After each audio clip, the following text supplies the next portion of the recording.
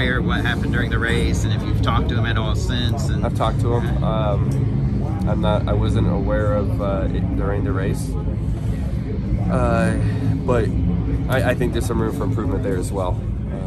We changed the way we did our pit stop to try to allow the 11 to not clip our guys. Right? The carriers get out there pretty far. We brought the tires around the back, knowing that's an issue.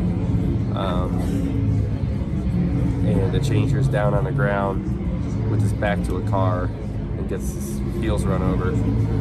For one, I don't think there's any reason for it because he had it opening out. So I think that's just a dirty move. But the facts are, I think there needs to be a penalty for it. There needs to be a rule made for it to protect our pit crew. Right? I mean, I think maybe if you're outside your box, you're on your own. I get that. But I think if you're inside your box, you're in your house, you should be protected in your home.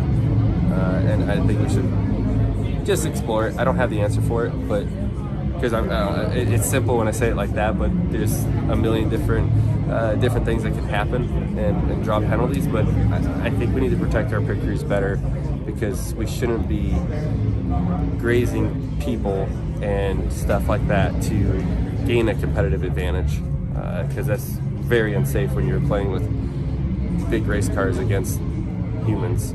Can you explain something there?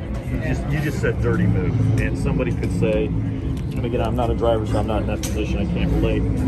Somebody's coming in and just kind of cuts it close. So, can you further explain why? Because that's a pretty strong, and I'm not sure it was really worth it for him. Okay. He didn't need to do that. Okay. Right? He wasn't trying to get out around somebody, so I don't think he needed to do that. But facts are he did. I'm not going to run over his guy because he ran over my guy. I'm not going to hit some innocent person with a 3,500-pound car. You know, it's just, that's not, I don't have that in me to do it. I can't do it. But I do think we need to come up with a way to prevent that from happening. And it goes both ways, because don't get me wrong, the pit crews go out extra wide to try to screw up other pit crews and stuff like that, and so you can't get into your stall, what good and all that. Like, the game's played on both sides, but we need to eliminate that because we're playing in traffic. So we need to figure out a way to do that.